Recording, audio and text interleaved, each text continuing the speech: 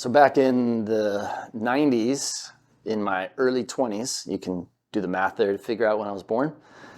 There was a younger guy that I was mentoring, and when we were talking, I said something, and he looked at me.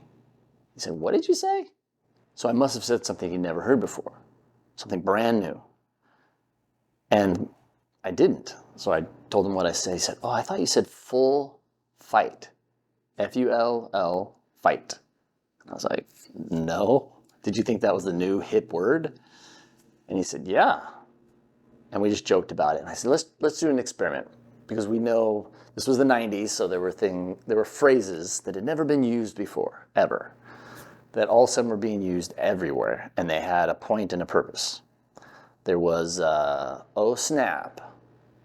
Now, if you didn't live in the 90s, you don't know what I'm talking about, but I'm going to assume that you went through the 90s and you know what the 411 is. That was another phrase. Someone just came up with it, had a purpose behind it, and it just stuck. Talk to the hand. So there were these phrases, and he thought that I had the new phrase, full fight. So he brought it to school and just acted and used it as if it was the new phrase. And so someone was saying something, and Dave liked it, and so he said, "Yeah, full fight." And the guy looked at him confused a little bit, but then pretended like he knew exactly what Dave was referring to. And he went, yeah, full fight. And so this phrase that we made up that had no purpose became the word, the phrase at his school.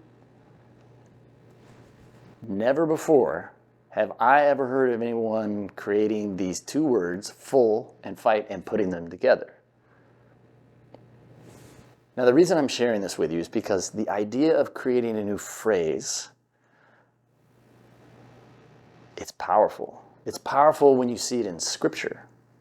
When you see that John, who wrote the book of John, the one who knew Mary, who knew Jesus, who walked with Jesus, created a new word. And he created this new word to try to explain and to get people to understand who Jesus was and what their responsibility was in that relationship. And here at Christmas time, if you don't know who Jesus is, Christmas is a lot of work. You kind of forget, what are we celebrating? Does this have a purpose?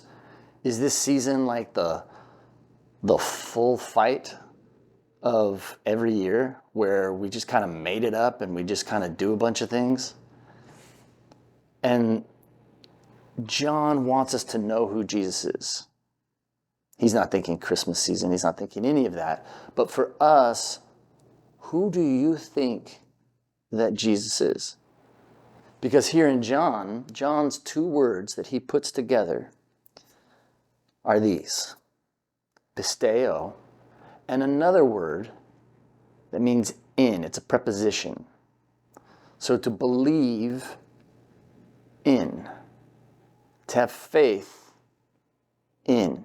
And by putting those words together, he creates something new, a new way of thinking, which means to not only think about something, but to put your trust and your weight into it, to depend on it. And so he says to those who receive him, to those who believed in his name, he gave the right to become children of God. That's what we're celebrating. That's what's so exciting, is when we discover who Jesus is. And John is saying this much later, after Jesus has risen from the dead. But it's encouraging to us to know, and I want to close with this.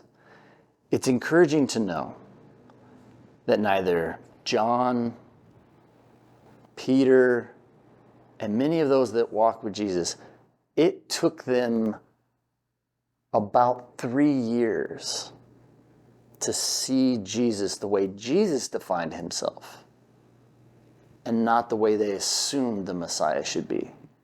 I mean, there's a lot of letdowns here, because for John, we'll just use him specifically, His understanding was the Messiah would come in and overthrow the Roman government.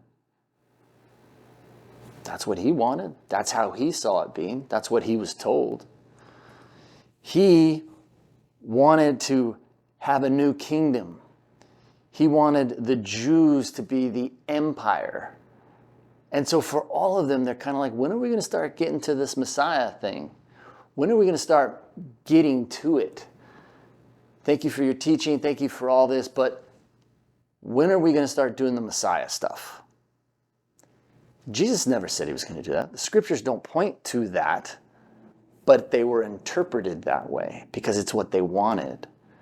And we do that so often. So when we ask the question, who is Jesus? A lot of times we put Jesus in to the shape that we want. But the exciting thing here for us is to know that John and the others eventually saw Jesus for who he said he was, not what they wanted. And it took them 3 years to get there. So that should be encouraging to you. That should be encouraging to me. That our faith grows with understanding. Our faith grows when we're willing to drop our perspective. When we're willing to look at things in a way that could shake our foundations because it's different than what we built our life upon. And as we see John, and we see Peter, and we see James, and we see Paul, they all have to go through this process. So when I ask you the question, who is Jesus? You don't necessarily have to have all that figured out yet. I mean, if it's going to take them that long and they walked with him and ate with him and traveled with him, they slept under the stars together. If they did all of that and it still took them a while to understand, then it's understandable that it would take us a while. But when you get to that point that you can see with clear eyes who Jesus says he is, everything changes. And then Christmas takes on a whole new perspective. You realize we're not trying to squeeze Jesus into Christmas, but this season is a celebration of who Jesus is and how that affects us and the world. I can't wait to talk about it this Sunday and really get even deeper, especially in the application of what that means for us. So if you can join us, I'd love to see you there, 10 a.m. May God bless.